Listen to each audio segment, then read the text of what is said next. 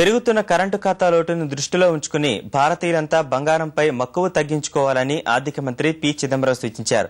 బ్యాంకుల విలీనం పట్ల సానుకూలంగా స్పందించిన ఆయన 2 లేదా 3 భారీ బ్యాంకులుంటేనే దేశ ఆర్థిక వ్యవస్థకు శ్రేయస్కరమన్నారు. రోజురోజుకు బంగారం దిగుమతులు పెరుగుతుండడం వల్ల కరెంటు ఖాతాలో భారీగా లోటు ఏర్పడుతోంది. ఈ విషయాన్ని తీవ్రంగా పరిగణిస్తున్న కేంద్రం పుత్తడి దిగుమతులపై కఠినంగా వ్యవహరించేందుకు సిద్ధమవుతోంది.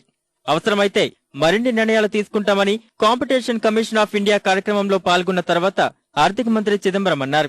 ఇప్పటికే బంగారం దిగుమతులకు అడ్డుకట్ట వేసేందుకు పన్నులు పెంచడం సహా బ్యాంకులపై పరిమితి విధించడం వంటి చర్యలు చేపట్టామన్నారు.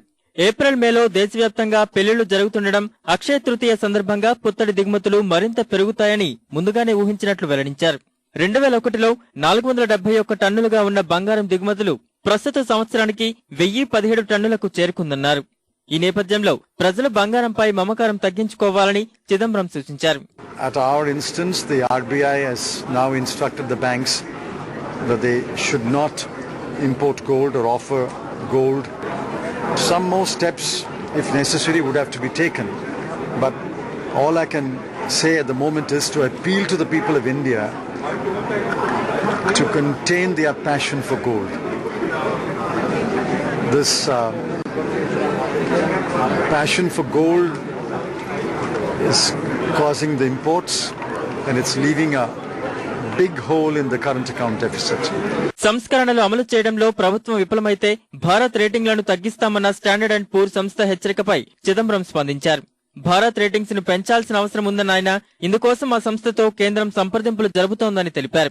బ్యాంకింగ్ పరిశ్రమలో విలీనాలకు ఆర్థిక మంత్రి మద్దతు పలికారు. దేశంలో 2 లేదా 3 ప్రపంచ శ్రేణి బ్యాంకులు ఏర్పాటు కావడం ఆర్థిక వ్యవస్థకు బలం చేకూరుతుందని అభిప్రాయపడ్డారు. Among the 26 public sector banks that we have, may be better off merging. The need for 2 or 3 world-sized banks in an economy that is poised to become one among the 5 largest in the world is rather obvious. At the same time, mergers may reduce competition.